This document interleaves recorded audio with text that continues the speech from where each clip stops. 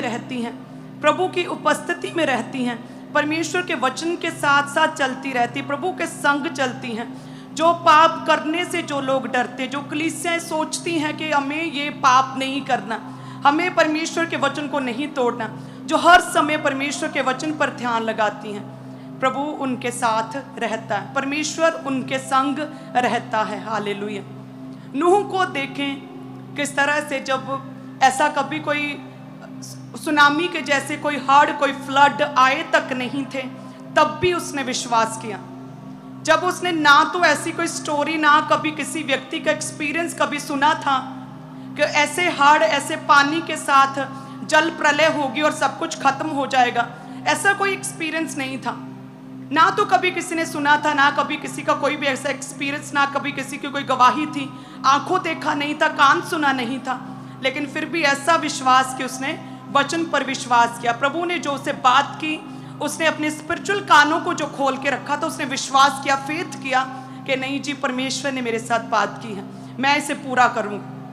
कितने साल उसे लगे, 1 साल के करीब लगा वो उसे आर्क, वो नूह का जहाज बनाने में, लेकिन विश्वास के साथ चलता रहा, आराम से, विश्वास से, पेशेंस से, धीरज रखे हुए वो चलता रहा, परमेश्वर के वचन पर कान लगाकर जो परमेश्वर ने उससे बात की थी।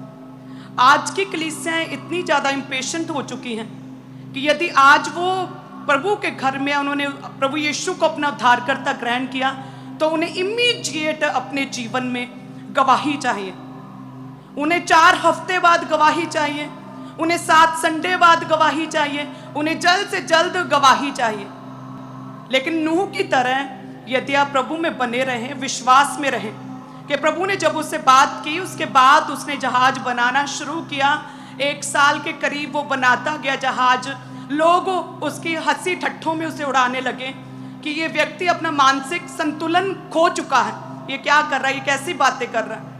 ऐसा कभी कोई सुना, कभी कहीं ऐसी बात हुई है जो ये कह रहा है कि परमेश्वर ने कहा है कि जहाज बना, अपने परिवार समेत उसमें जा, क्योंकि मैं सब कुछ जल प्रलय से खत्म कर दूं। ये क्या कह रहा है। लोग उसे मेंटल कहते थे, लोग उसकी हंसी में, मजाक में उसे, उसका जीवन, उसकी लाइफ को उड़ाते थे। कोई उसके में भी उसके साथ कोई बैठता उठता नहीं होगा कि ये नॉर्मल बातें नहीं करता, ये अब नॉर्मल लगता है लोगों को। लेकिन फिर भी विश्वास। उसी तरह से यदि एक विश्वासी, चाहे वो दुख में है, किसी भी तरह की पीड़ा में है, यदि वो परमेश्वर के साथ बना रहे ना, परमेश्वर के संग संग चलता रहे, किसी भी तरह का उसके जीवन में यदि कोई पाप ना रहे, हर रोज परमेश्वर के साथ बैठना, स्पिरिचुअल कान ओपन है, आईज ओपन है परमेश्वर के वचन को देखने के लिए, गहरे भेदों को समझने के लिए, तो मायने नहीं करता कि कितना समय लग रहा है आपकी गवाही को पूरा होने के लिए। वो नूह की तरह 370 दिन भी लग सकते हैं कि कोई बादल नहीं दिखा, आसमान पूरी तरह से साफ था, इतनी भारी वर्षा कभी नहीं देखी थी, ऐसी ट्रेजेडी कभी नहीं हुई थी, ऐसा हुआ नहीं था, कोई एक्सपीरियंस नहीं था। लेकिन कहते फिर भी वो विश्वास से चलता रहा। लेकिन आप यदि अपनी लाइफ को, पर्सनल लाइफ को देखें, तो आप नोटिस करेंगे कि आपके जीवन में जो टेस्टमनी है, जो प्रॉब्लम है, जो पीड़ा में है आप, जो प्रेयर रिक्वेस्ट का आपको उत्तर चाहिए, वैसी कितनी ना जाने अनगिनत टेस्टमनीज को आप पुलपट पर आते हुए एवरी संडे, एवरी थर्सडे दूसरों की गवाही को उनकी गोद में लिए, बेबीज को स्किन की प्रॉब्लम्स, डिप्रेशन, नशों से आज़ाद होते, सच्ची शांति ग्रहण किए। किस तरह से आप अपनी प्रॉब्लम से रिलेटेड लोगों की गवाहियों को देखते और सुनते हैं। हालेलुया।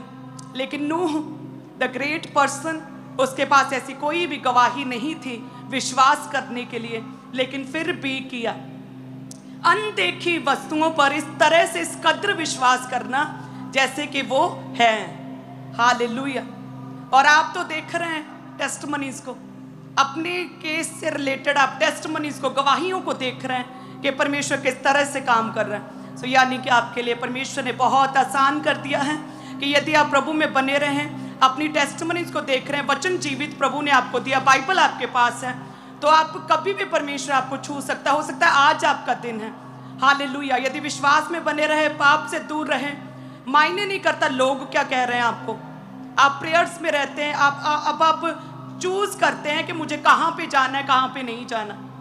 पहले सब कुछ, पूरा वर्ल्ड, पूरी दुनिया, सारे पाप दुनिया के सारे रंग आपने अपने लिए ओपन किए थे, लेकिन जैसे ही आप प्रभु में मसीह में आए, अब आप सिलेक्टिव हो चुके हैं। हालेलुया।